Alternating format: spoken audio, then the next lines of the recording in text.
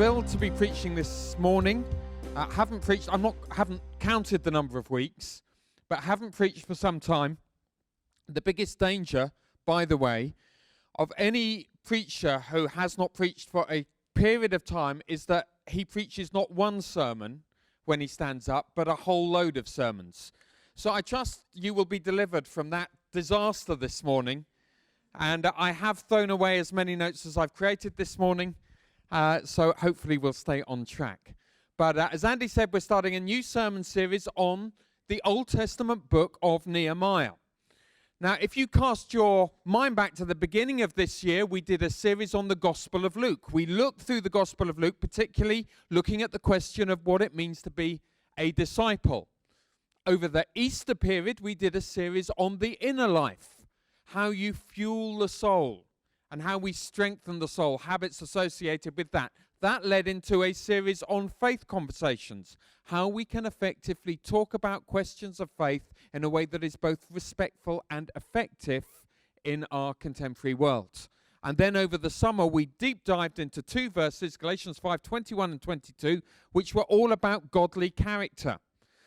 And over the period of a year, we're keen that we give you as a church a balanced diet of different types of preaching. Some themes, some New Testament stuff. You may have noticed through that quick summary that I've given, we've not been in the Old Testament at all. So we thought, about time, make a change, get into the Old Testament. We've also not looked at an Old Testament history book for a considerable period of time. So we thought we would go to Nehemiah. I suspect that for some of you, you've never read any of Nehemiah. Or if I was to test you, which I'm not about to do, that your knowledge of the contents of Nehemiah might be, well, let's say sketchy. So hopefully during these next number of weeks, we will get a real clear understanding of this as an important book within the Bible, but also we think it has got some particular lessons for us as a church. That although it's about events in the 5th century BC, fair to say some time ago, that these events have incredibly important and relevant lessons for us at the beginning of the 21st century.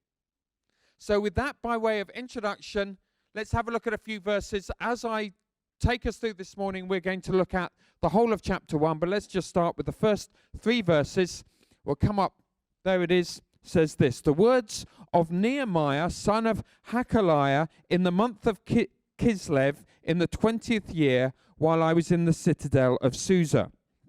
Hanani, one of my brothers, came from Judah with some other men, and I questioned them about the Jewish remnant that survived the exile and also about Jerusalem.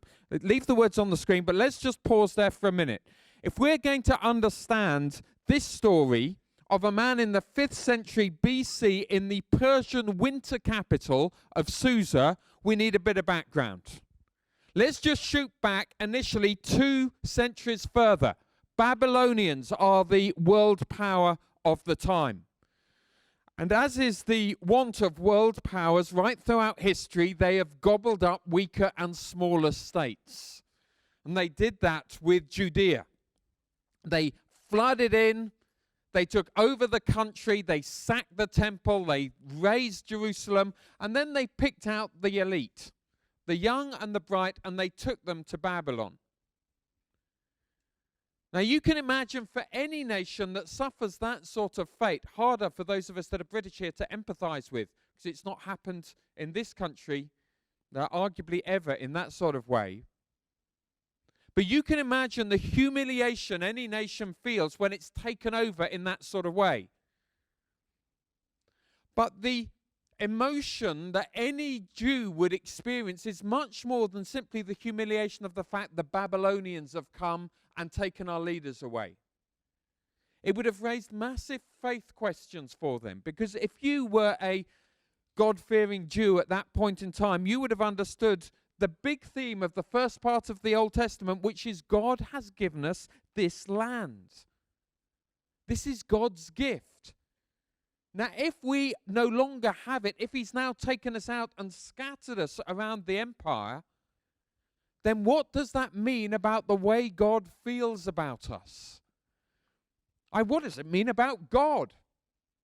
Is he really the powerful one, or are there other forces in this world that are more potent and more influential than him? So they would have been reeling. They would have been reeling. It was a point of national crisis, but also of crisis of their faith as well. So maybe the more historically astute would have said every empire has its day. No empire lasts forever. Let's wait out the collapse of the Babylonians. Maybe God will work again.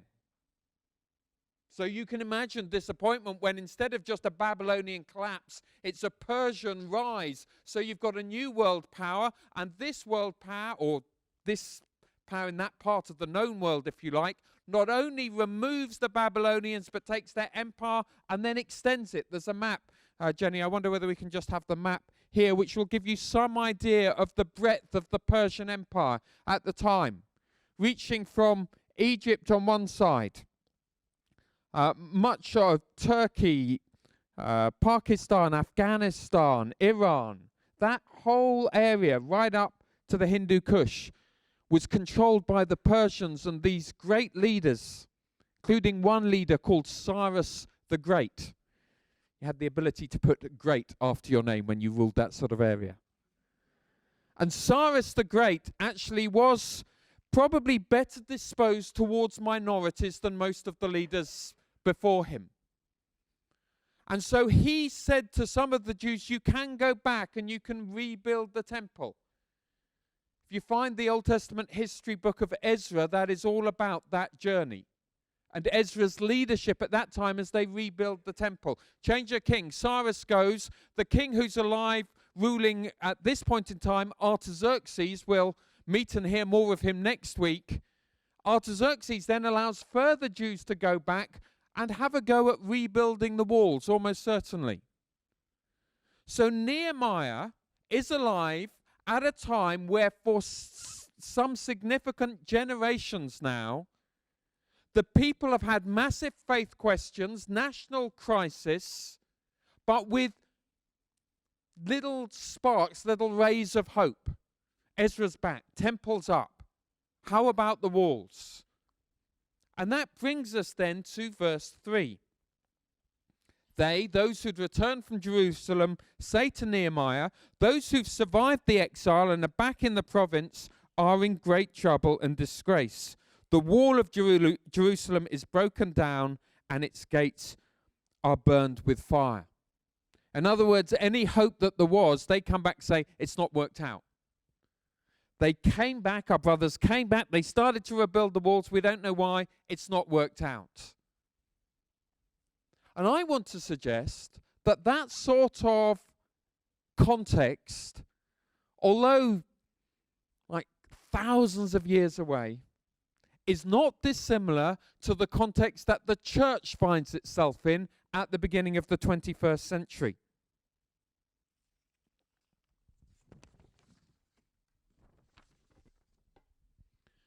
For most of, probably for all my lifetime actually, the church has been in some level, the Christian church has been in some level of decline in numbers and in influence in this country.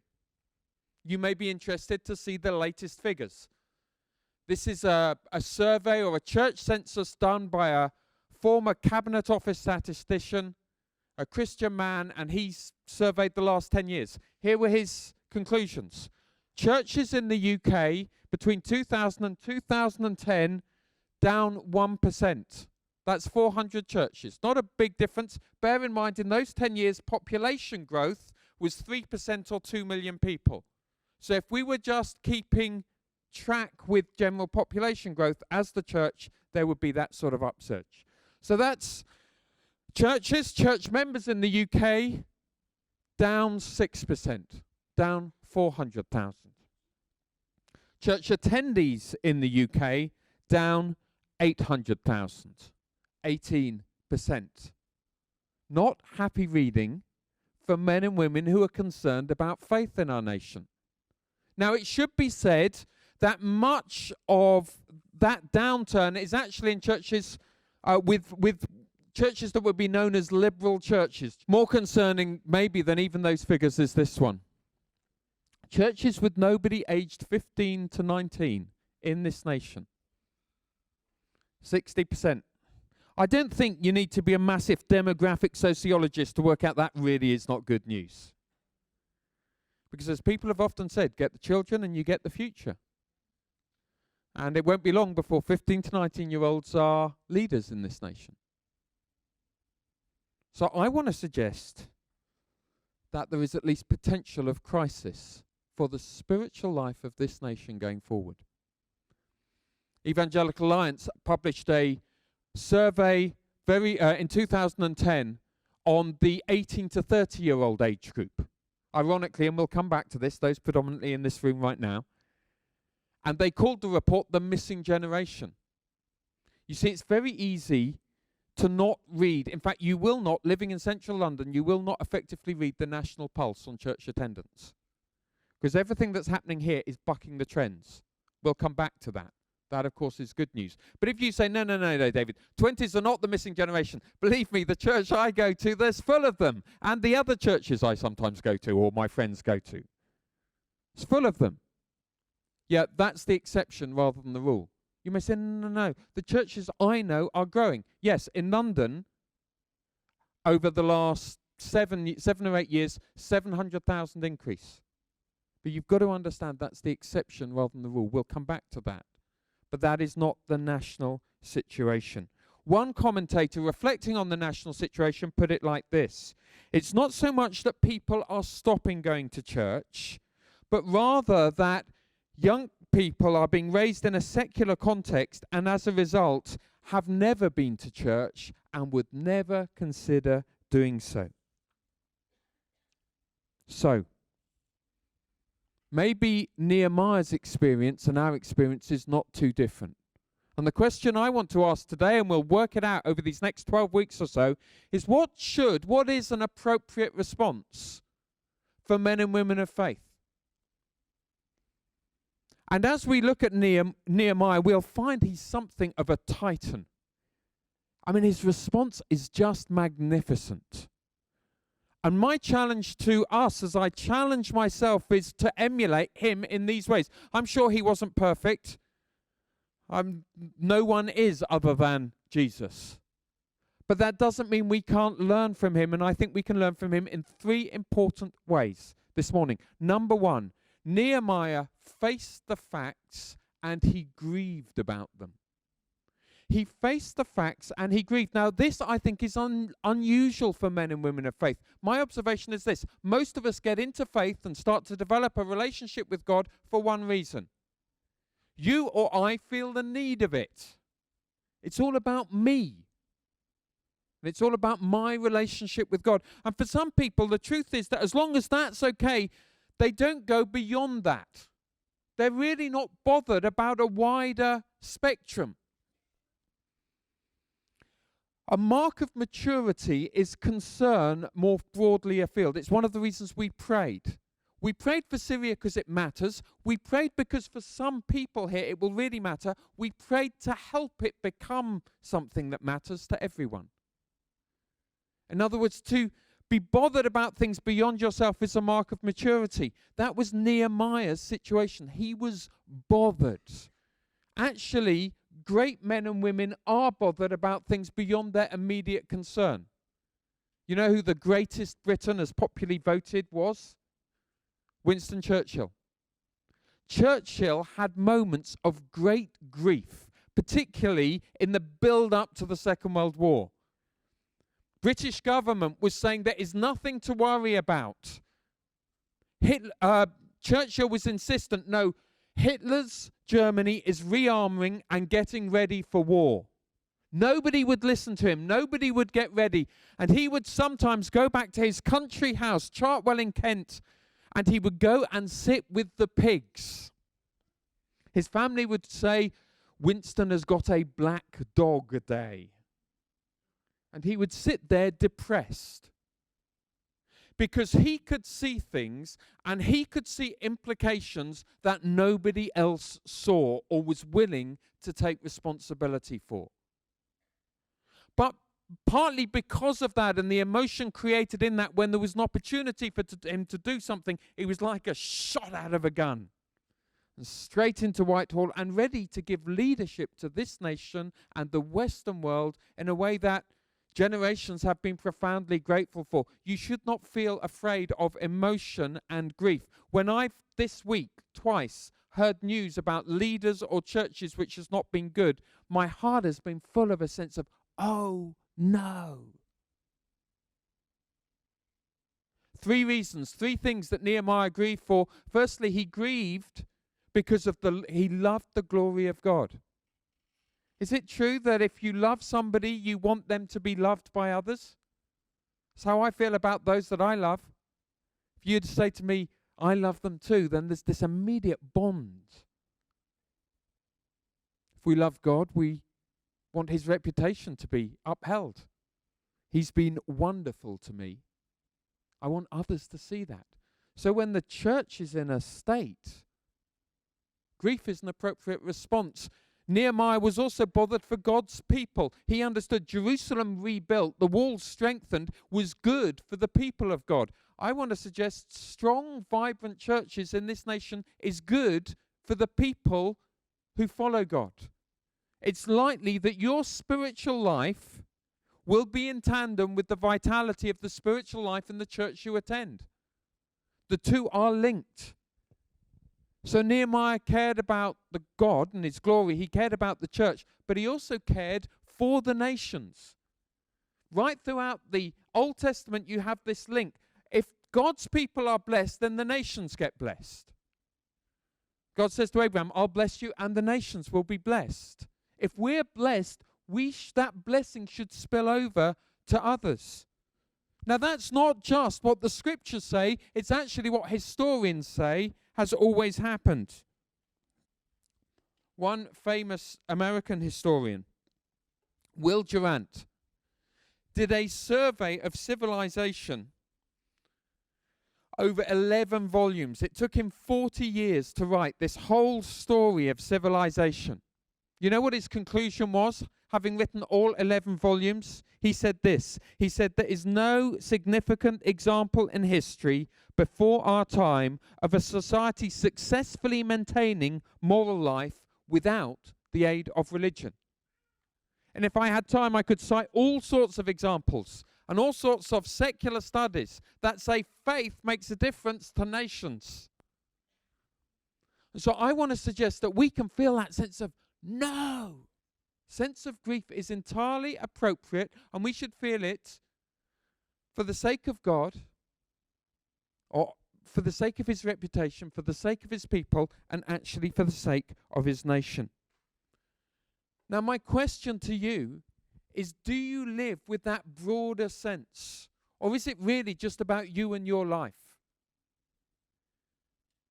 Are there those in this nation who will say, no, we will care, we will be bothered, and we will live differently as a result? It's the first lesson that Nehemiah provides for us here.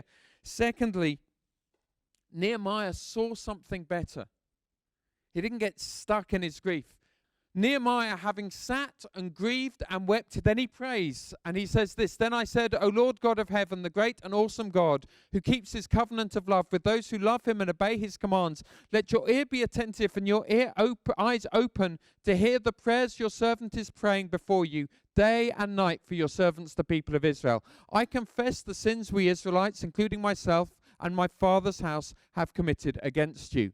We've acted wickedly towards you. We've not obeyed the commands, decrees, and laws you gave your servant Moses. Remember the instructions you gave your servant Moses, saying, if you're unfaithful, I'll scatter you among the nations. But if you return to me and obey my commands, then even if your exiled people are at the furthest horizon, I will gather them from there and bring them to the place I've chosen as a dwelling for my name.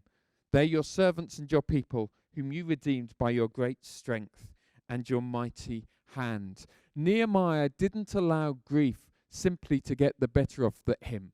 And if you're experiencing grief at any level, grief is a good thing. It helps us come to terms with loss, but always new opportunities should come the other side of grief. We shouldn't be like, one previous British monarch, Queen Victoria. She lost her Prince Albert, but dressed in black and laid out his clothes every day for the next 39 years. She never moved beyond the grief stage. I was talking with a first-time visitor here several weeks ago. He was saying in his church outside London, he said, there's no one my age. He said, I was so bothered about it, I wrote to my equivalent of the bishop, his denominational executive, and he said, what are we going to do? And the response that came back was, it's the sign of the times. Nothing can be done. That someone's stuck with one reality in front of his face. Nehemiah goes to God and he finds within the script, and he prays to God scriptures that talk about a better day. And Nehemiah starts to focus on that new perspective. Just to remind you, that is so incredibly powerful when you change your perspective. When you recognize the situation, but then you look somewhere different. It's a very important thing for us as a church to continue to do. It's to look ahead. A couple of weeks ago, of course, was the 50th anniversary of Martin Luther King's great speech in Washington and that march. Unusually, one evening during that week, Philip and I got home and had 45 minutes, an hour to kill, and we just, don't remember the last time we did it, we just put on the TV.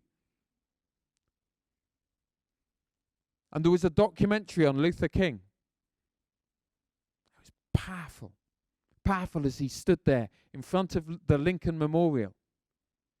He said that famous speech, I have a dream. What was he doing? He wasn't stuck in the desperate state of Afro-American life. He was lifting his eyes and saying, there is something better. And that is what Nehemiah was doing in prayer. And it's what I would suggest that we, as people who love God, should be seeking to do at this point in time and in this nation. I want to suggest that together we have an opportunity to reconceive what the church and this country would look like if there was a renaissance of faith, particularly but not exclusively amongst younger people in the first half of this century, that resulted in a church emerging that made a massive contribution to this nation and its life as a result. I want to suggest we have an opportunity to imagine what that would look like together and then to begin to live it out. And I want to suggest there would be some qualities that would be present in that it would involve churches that prioritize helping people find faith and made that maybe the most important thing, but always did so in such a way that showed great respect to others, whatever their worldview along the way. I want to suggest it would be churches known for their extravagant love and welcome to anyone who wanted to explore and grow in faith. I want to suggest that they're churches that understand they're not here for themselves, but they're here to serve this world and to make it a better place, that they would point to the Maker beyond. If this were the case, it would result in churches that recklessly care for the poor and are generous to those who have less than they do. It would involve hundreds of community activists, social entrepreneurs, and others who take the discussion into the public square. It would involve churches who experience the reality of God's presence in such a way that it makes a tangible difference in their lives. They would be churches that other people would look at and say, how have you done all this given your resources and your abilities? And the answer, as it always was right through the scriptures, was because of the help and the grace of God. And I want to suggest that it's that sort of picture of the future that should burn within us and that should live within us every day and orientate our lives as a result. So Nehemiah starts by facing the facts, facing the reality. Then he says there has to be a better perspective. He realizes he can't do it, so he goes and he prays that God might work. Third thing that Nehemiah did was that he got involved personally. Verse 11, just right at the end, his end of his prayer is this. He stops just praying for the people scattered across the empire, and he says this: give your servant success today by granting him favor in the presence of the king. And then he says to us, I was the cupbearer to the king. I love this part of the chapter. As they say, talk is cheap, and it's possible even at times that prayer is cheap if you don't then put hands and legs to the prayers. And this is the amazing thing about Nehemiah. He doesn't pray huge prayers and think, well, of course, I can't do anything about this. And he would have had all sorts of reasons. He could have said that. He was the trusted, privileged carer for the king. Nothing passed the king's lips before Nehemiah had tasted it. If anyone was going to poison the king, Nehemiah was in his way. Nehemiah was comfortable. He was privileged. He was miles away from Jerusalem. He could have easily said, no, there must be others. Let me pray for those in Jerusalem. Nehemiah said, no, I'm willing to lose my privilege. I'm willing to take the crumbling life in Jerusalem rather than what it's like in the king's citadel in the winter capital. I'm prepared, instead of looking for the next up, if necessary, to be downwardly mobile. He was essentially saying, whatever it takes. He's saying, this is what I will now do. And of course, the truth is that, as Jesus reminded us, when we lose our lives, we actually gain them. That the Christian life does not actually work in the end as an add-on. I'm here in London to work. I'm here in London for this, that, and by the way, I'm a Christian. Actually, the Christian life only works when our faith and our love for God and our purpose for life is the furnace at the center of whatever we do. Luther King understood this, echoing words of Jesus. He said, if a man or woman hasn't found something he or she will die for, they're not fit to live. That until you've got to the point where you say, no, this is worth everything, then there is no life-giving energy to the way in which you live. It's counterintuitive. It doesn't make sense. You think, no, I'll hold on to all the good things I've got. These are making my life good. No, Jesus says, throw away all of it. Make him the central appetite of your life, and everything comes to life as a result. And for some of us, that might require a transfer. I'm aware for many of you, it's early September. You're thinking, challenge. I've spoken to several people this morning. You're saying, new job Monday, new job Friday. It's all happening this week. Others are saying, I've got such a term ahead. I want to say, before you get into any of that, remember, unless you lose your life, you will not gain it. Unless you have Jesus right at the center of the whole thing, it doesn't actually work. Unless you find treasure in a field and then sell everything you have and get the treasure, it doesn't sparkle and it doesn't make the whole of life light up. Now, I'm aware for some of you, you're on a journey. You're saying, whoa, this is too much too soon. That's okay. You just need to know that's where the destination really works best. At that point. And so Nehemiah said, I'm in on this. My invitation to you today is simply this. Come and do the same. Decide that the cause of Christ is your overwhelming passion, your highest priority, and the greatest privilege in your life. I think God wants to do something wonderful in this generation. I think that he wants to make a wonderful renaissance, wonderful move right across the Western world. And I believe his invitation is, would you be part of that? Would you like to be part of that? And of course, when we say yes, when we say you'll be central to the whole thing, everything else starts to come into place. Nehemiah, instead of thinking, I wonder why I'm here, suddenly it makes sense. For he can, and we'll see this next week, Andy will take us on next week in chapter 2, he goes to the king. He's got access. He can make the big ask that others can't. He asked the king for a lot of stuff. The king says yes. I wonder where God's put you and what he's put in your hands so that you can make a difference where you are. Seems to be Luther King Day today, at least for me. One more. Luther King said this. He said, my call was not a miraculous or supernatural something. On the contrary, it was an inner urge calling me to serve humanity. It was an inner urge calling me to serve humanity. I wonder what inner urges the Lord has put in your heart to live out the calling that he has put in you wherever he has put you. I want to suggest that Nehemiah is a man for our time. He's alive at a time with strong crosswinds which deeply affect God's people.